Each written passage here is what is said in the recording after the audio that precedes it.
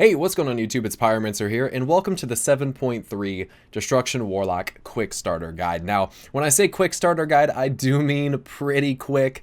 In this video, I'm going to be briefly going over our main abilities, our talents, legendaries, gems, enchants, and food, things like that that you're going to want to be using in 7.3, the new patch Shadows of Argus. Now, if you guys have been following my videos really at all lately, you'll know that not that much for Destruction Warlock has changed. But I definitely just want to give everyone a quick refresher just in case you're switching specs, or if you're coming from a different class, or if you're simply just coming back to the game, in which case, welcome back. Now is a good time to get back into it. So, Destruction Warlock historically has been the king of cleave of the destruction or of the warlock specs. However, we have been struggling a little bit with that throughout this tier. I'm going to talk to you guys real quick about our main abilities. So when you spec into destruction, you're going to have really 5 or 6, maybe 7 main abilities. The first of which is Immolate, which is a dot that just deals damage and helps generate soul shards, which we'll talk about. You have Conflagrate, which is a ranged attack with a short cooldown, 12 seconds baseline, I believe. That generates, it says, the tooltip says generates a soul shard, but it doesn't. It generates a little over half a soul shard. I'm sorry, it gives you exactly half a soul shard. Chaos Bolt, which consumes 2 soul shards and always crits, so remember that. It's always going to crit no matter what. And then Incinerate, our basic filler that gives us shard bits, which is 2 soul shard fragments at a time. We'll talk about soul shards and everything here in just a moment. But we also have the ability to summon Imp. There are several different demons that you can summon as Destruction Warlock, as all Warlock specs, in fact. None of these others are really ever used. I suppose you could use a Fell Hunter for an interrupt if you really needed it, for maybe the artifact Hidden Appearance or something. But generally speaking, we always use Summon Imp. Now, why is that? Well, if you go to your artifact weapon, which I assume all of you have by now and hopefully are relatively familiar with. If you're not, we can talk about that. We have a trait on here called Impish Incineration that increases the damage of our Imp by 18%. So just that alone does not affect any of our other pets, so there's no reason really to use anything other than Imp, as it is getting a damage boost all the time. Now, with that being said, we also have another useful spell called Havoc. Now, Havoc is really, really important to Destruction Warlock because it replicates all of your damage on the Havoc target to any other targets that you hit with single target abilities. So if I were to put Havoc, which is this red here, if I were to put that on that target and hit this one, both targets will get hit by my Immolate, by my Conflag, by my Incinerate, and anything that you generate or cast during this time, that single target will go to both and you will get double resources. So Conflag normally only gives you 5 soul shard fragments. If you have a Havoc target and hit another one, you will of course get 10, so it's doubled. Now, we have one main big shard dump, and that is Chaos Bolt. This is our primary ability that we're going to be using for the majority of our damage. If you go and look at Warlock damage spread, especially on single target, you will notice that most of it is Chaos Bolt, which does consume 2 soul shards. So basically, your rotation consists of keeping up Immolate, using Conflag on cooldown basically, not letting yourself shard cap, and using Chaos Bolt and Incinerate to generate shard fragments when you have nothing else to do. Now that's just the very, very basic rotation for this. We need to talk about how the rotation works, of course, and it's all focused around a resource that we call soul shards. Now soul shards, you have 5 of them, each of which is broken up into 10 soul shard fragments. Now each of our abilities respectively will generate a specific amount of soul shard fragments, and then there are tier set bonuses and other things that will affect that as well. So basically you have a total of 50 soul shard fragments. If you cap, you cannot generate any more past that point. So if you look at it this way, you never want to cap, because anything that you're using past that is not benefiting you in any way. You are simply only getting damage from it. So anytime you're close to capping, and I'll have a weak aura for this soul shard tracker in the description, then you're gonna want to try and get rid of shards. And there's 2 ways to do that. There's several ways to do that really. You can summon demons like Grimoire Imp, you can cast Chaos Bolt, or you can cast Rain of Fire. Rain of Fire is our AoE ability. It consumes 3 soul shards and does quite a bit of fire damage to anything in its placed vicinity. And then we also have one extra soul shard generator that I haven't talked about, and that is Dimensional Rift. Now again, going back to the weapon, Dimensional Rift is an ability that comes with 3 charges on a 45-second cooldown, and each time you cast Dimensional Rift, you gain 3 soul shard fragments. So basically our rotation consists of keeping Immolate up, not letting our Conflagrate cap, and not letting our soul shard fragments cap, and continuously doing damage. It's a really build and spend kind of play style. As you can pretty clearly see. Now, if you're new to Destruction, this might all seem a little bit overwhelming, so I would certainly invite you to just get into the game and test out the spec and just get a feel for how it works. There's several other abilities that can alter our soul shard generation, our soul shard spending, and a lot of those come in the form of talents. So basically, talents for Destruction are pretty straightforward. There's a lot of talents on our talent tree that unfortunately we really just don't use. I will briefly go over these talents real quick. I'll talk about the best single target setup, the best multi-target as in 2-target, and then some of the best AoE setups. So single target, on this first row here, we're just going to talk about the talents. You have Backdraft. Now this is a passive ability that used to be baseline for us, which means casting Conflagrate reduces the cast time of your next 2 Incinerates or Chaos Bolt by 30%. So that's this ability here on the recharge. If I cast that, I will get a buff up here called Backdraft that will make me cast Incinerates faster or Chaos Bolts faster. Now I do also have a weak aura that's used to track those stacks. If you're a new player or really a casual player, that's really not necessary, I don't think. You're going to end up spending them, I think, just fine. As long as you're not letting the duration of them run out, then I think you'll be fine. Now don't worry about all this stuff in the middle of my screen. That's all stuff that I have custom tailored for my user interface that I really like. So the next talent choice is Roaring Blaze, which is really just never used. It makes it so Conflagrate increases your remaining Immolate damage on the target by 25% until Immolate expires or it's refreshed. So you can basically you can put up Immolate with this talent and then dump Conflags into it, and for each Conflag you put into that one Immolate, or if you have 2 targets, like with Havoc, it'll go into both of them, you get a 25% damage increase per Conflag. Now, we really just don't use this, especially and specifically in PvE, not used. We also have Shadowburn, which is, again, just really not used. That basically replaces Conflag and makes it so if you kill the target within 5 seconds, you get an additional 5 Soul Shard fragments, as opposed to just the normal 5 that you get from Conflag. So again, Shadowburn just really not used. In any situation, single target, 2-target, or AoE, we don't take it.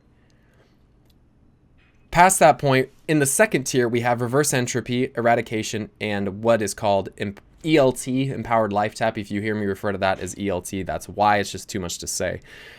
Now, generally speaking, people are probably going to be wondering why I have both of these selected. I had the Legendary Ring, which we'll get to in a minute, so for the sake of the video, I'm going to just take that off really quick. So you can select one of these at a time. Reverse Entropy makes it so Chaos Bolt and Rain of Fire restore 35% of your maximum mana and deal 10% increased damage. Now that sounds good until you realize what the other abilities allow you to do. Eradication is a passive that makes it so Chaos Bolt increases the damage you deal to the target by 15% for 7 seconds. So if I cast this on here, you're going to see a debuff appear over his head and right here called Eradication. Now, as long as you cast your abilities while Eradication is still on the target, it doesn't matter if it's a Chaos Bolt. So watch this. So if I do 2 Chaos Bolts back to back here, if I do a Chaos Bolt and then I fill with some Incinerates, as long as I'm casting these abilities while Eradication is still on the target, it counts. So if I cast it right now and Eradication wears off, then that's not going to count for anything. But as long as I cast the ability while it's still on the target, you're going to be benefiting from that. The other alternative is ELT, which is a passive that makes it so our Life Tap ability, which we use when our mana gets low, it takes HP and gives mana back, gives us increased damage by 10% for 20 seconds. So this is a really, really solid option in AoE, whereas you would see Eradication being taken in single target and cleave situations. Reverse Entropy is really just not something that we take very often. You will find logs of people using it on certain fights, but I would never recommend it. You're pretty much just choosing to do less damage. The next row is purely utility. Demonic Circle is always my go-to choice, as I feel it's the most pertinent and useful in almost every single raid environment. Mortal Coil is pretty much useless because it only heals you 20% and it's on a 45-second cooldown. I just really don't think it's worth it. And then we have Shadow Fury, which is our AoE stun as Warlock, which is actually a quite powerful ability. Something that if you have the legendary Safuza's Secret, which we'll talk about, this could certainly be good for you. It stuns all enemies within 8 yards for 4 seconds and is only on a 30-second cooldown, so very, very good talent for Mythic Plus, and certainly what I would recommend. Now we're getting into some of the more important talents, though. Cataclysm, Fire and Brimstone, and Soul Harvest. Now, Cataclysm is a 30-second cooldown ability that conjures a Cataclysm at the target location, which you set down just like a Rain of Fire like that. And it does X amount of Shadow Flame damage to all enemies in the circle of it, and will also apply Immolate to all of them. Remember, Immolate's our dot that gives us shards as it ticks. Past that point, we have Fire and Brimstone, which makes it so Incinerate now hits all enemies near the target. This is especially powerful once you're getting into the realm of 3 or more, honestly, 3 to 4 or more targets. It's going to give us insane shard generation, as you'll see here. I can just cast one and get a lot of shards back here. It's going to really exponentially increase our soul shard generation in AoE. And Incinerate hits for a pretty decent amount as well, so you'll find that Rain of Fire and Incinerate in this type of situation are generally going to be some of your highest damages. Now, Fire and Brimstone's not really taken for the Incinerate damage, it's mostly for the shards that you can use for Chaos Bolt and Rain of Fire damage. So don't really think of Fire and Brimstone as a damage increase because your Incinerate is AoE. While it is, it's mostly to focus around the fact that you can do more Chaos Bolts, more Cleave, more single target. Really, really solid choice for higher level mythic keys, depending on the affixes. Soul Harvest here, probably our go-to in most situations. Soul Harvest is a 2-minute cooldown and increases your damage and your pet's damage by 20%. It lasts a baseline of 12 seconds, but for every target that you have Immolate on, the duration is increased by 3 seconds. So if I put Immolate on all of these, and then I pop Soul Harvest, I am going to get, I don't have it spec'd into Soul Harvest, but I would get a much longer time, up to a maximum of 36 seconds. So you always want to make sure you have as many targets immolated as possible, usually at least 1 or 2 in those situations. You don't really have to worry about immolating 5 or 6 targets. I don't think that's really necessary, but higher Soul Harvest uptime is going to be huge for destruction because of how our shards work and we dump with Chaos Bolt, especially Havoc Chaos Bolt. The amount of damage that we can fit into a small window, especially with Havoc, is going to be huge. So again, this is a lot to ingest all at once, so I do definitely invite you to get into the game and try this out. Make sure that you're just kind of just following along to get a feel for it. But anyway, back to the talents here. So past that, again, another utility line, we have Demon Skin, which is a passive. Your Soul Leech absorption now passively recharges at a rate of 1%.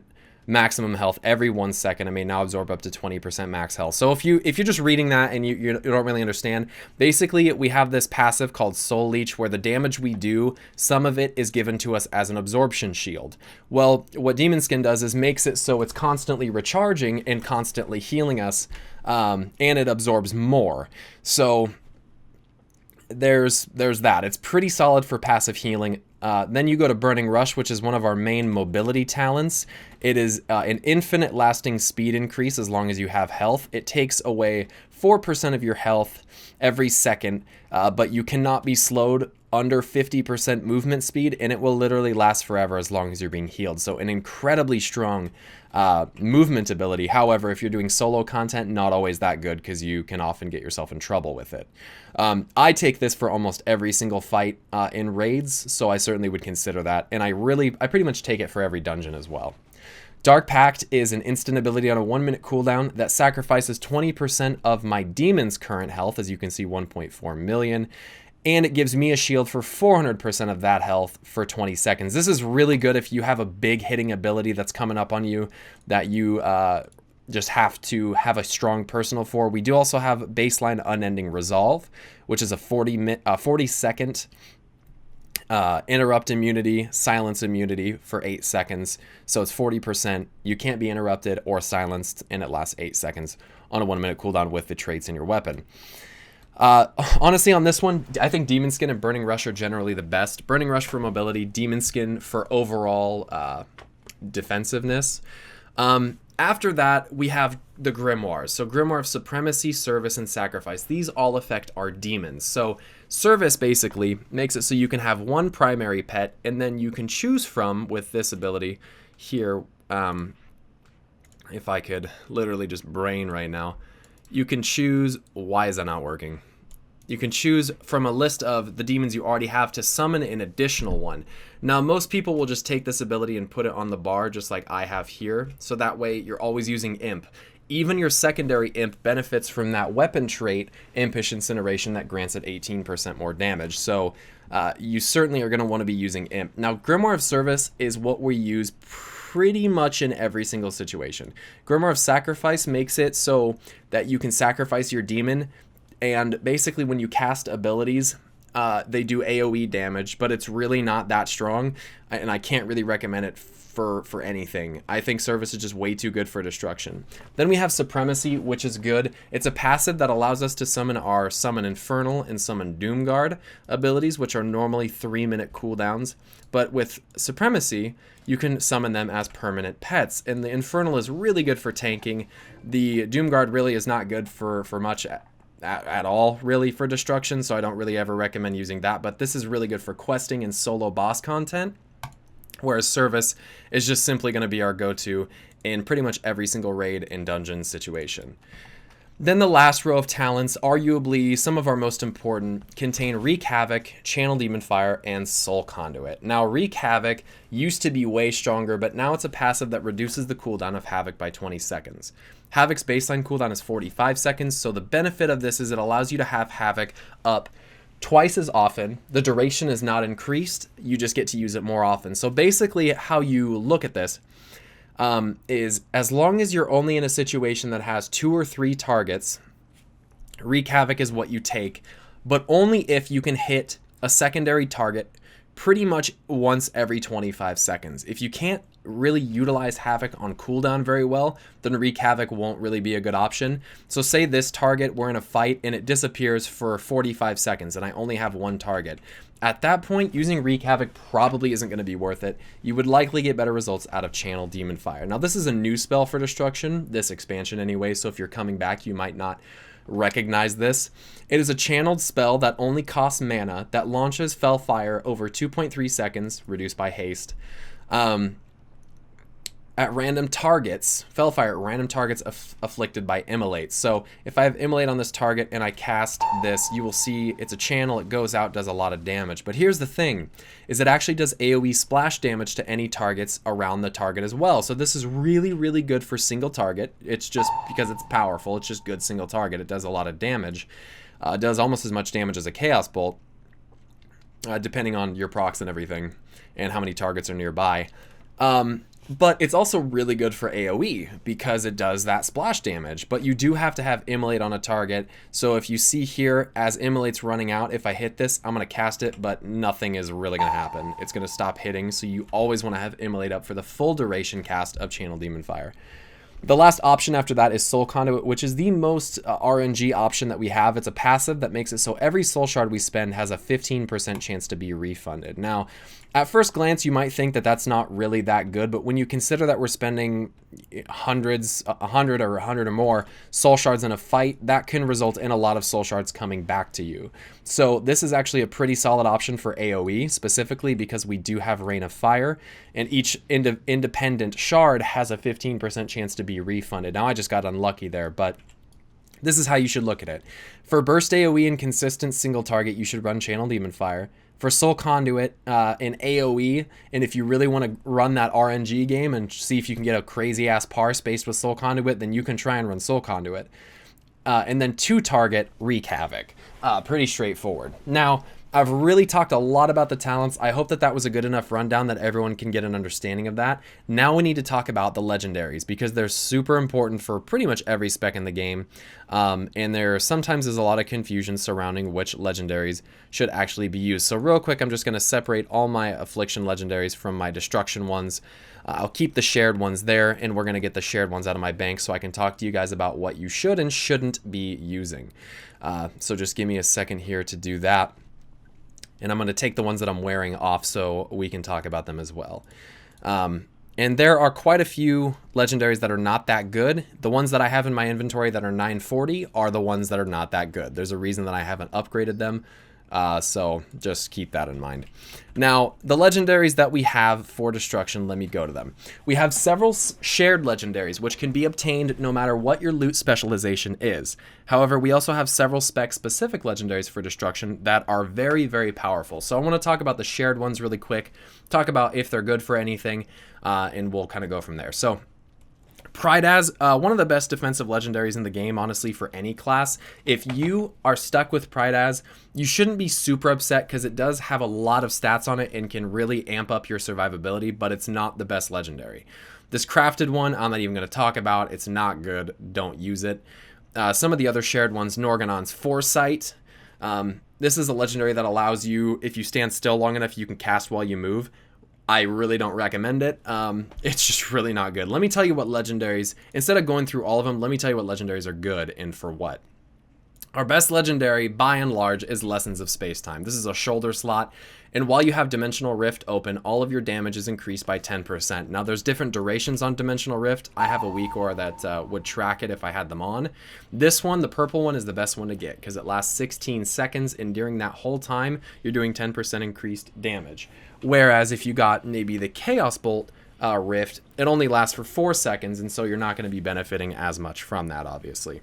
The idea with this legendary is to just chain everything together, but it's really, really good if you're able to do so. Second best legendary, I'd honestly have to say, is probably Feretory of Souls. This is a belt that makes it so casting a damaging fire spell, so any fire spell, has a 6% chance to generate a soul shard. Now, Feretory can swing in your favor and literally just go off and give you a shitload of shards. It's a really consistent legendary I've found overall throughout the longevity of a fight, and I would have to pin it as our second best legendary for destruction. Past that, we have Soul of the Netherlord, which I honestly would say is a close second to Feretory of Souls. This makes it so we get an extra talent based on our specialization. For destruction, we get Eradication baseline. So if I put this ring on, it allows me to have ELT and Eradication. I would never really consider taking Reverse Entropy. I really think Erad is better than Erad and ELT is better than RE. There's just no reason to take it. You're just choosing to do less damage.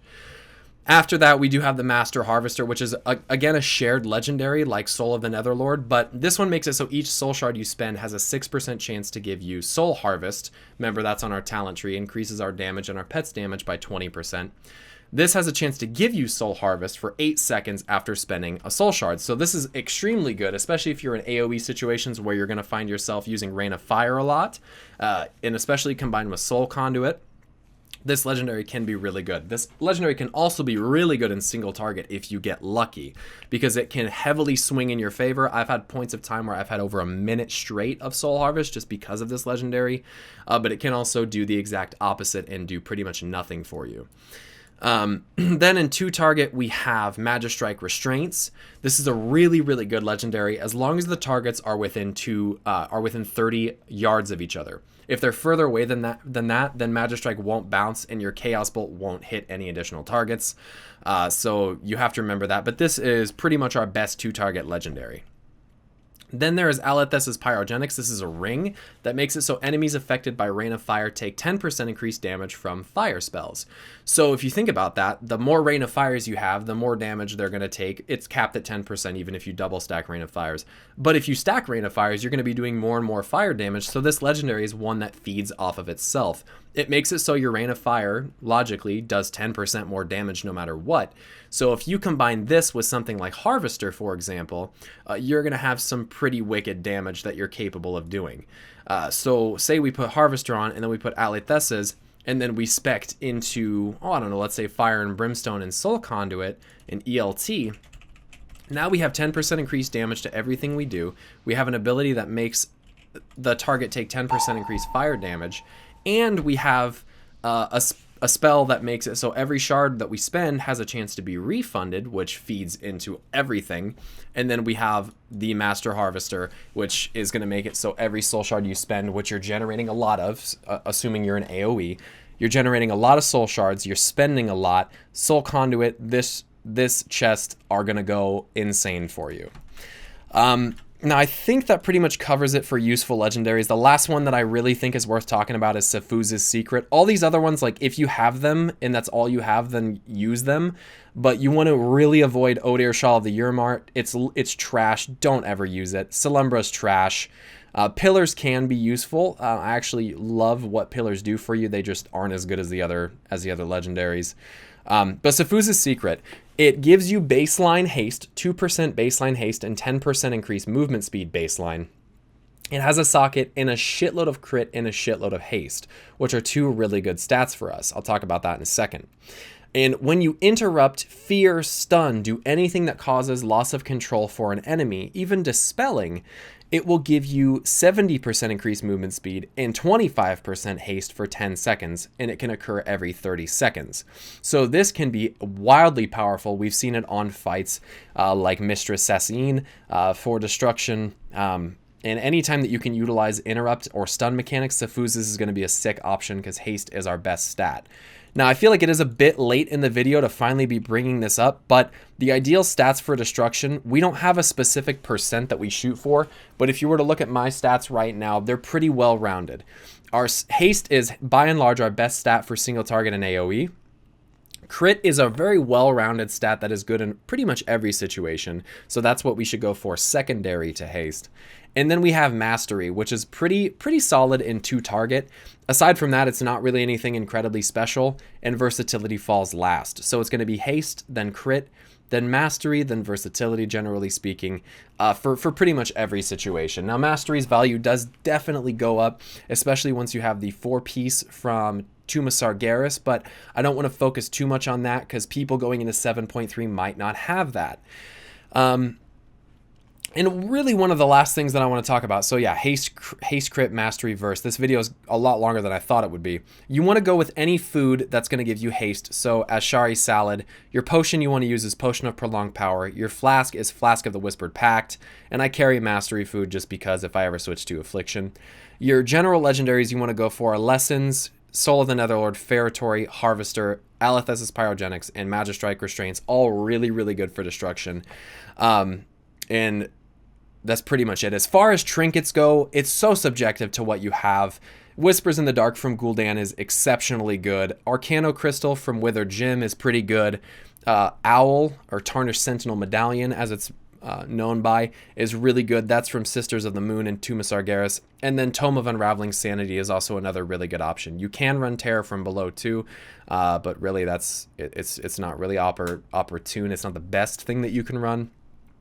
So that's pretty much it. It's really meant as a quick starter, you guys. So I hope that you learned something from this. If you're not sure about your weapon, there are plenty of guides all over the internet for Destruction Warlock that you can use to find the right path on your weapon. Generally speaking, you want to get Impish Incineration, then you want to get Lord of Flames, then you want to get Conflagration of Chaos, then you want to go for a Dimensional Ripper. Just fill out the weapon as you go, and then you're going to want to come around this area here around Concordance of the Legion Fall, get your Flames of the Black Harvest, your Flames of Sargeras, your Cry Havoc, and your Flame Rift. If you're interested in those, just go through and read what they all do. This video is going to be way too long if I sit and do that. So really just fill out your artifact weapon. With the 8K levels we're going to be having going into 7.3, there's no reason that you shouldn't be able to cap your weapon pretty quickly, or at least get it to where you have all the actual regular traits unlocked.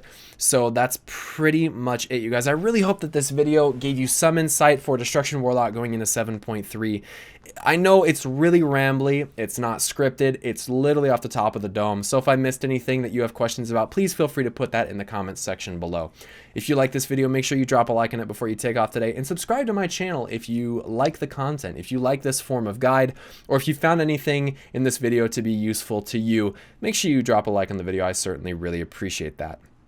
If you guys want a little slower and a little more in depth, you can feel free to watch my 7.2.5 Destruction Quick Starter Guide. It's pretty much identical to this, but there may be smaller points here and there that I missed in this video.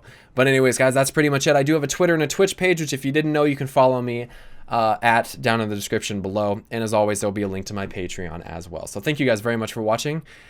And until next time, peace.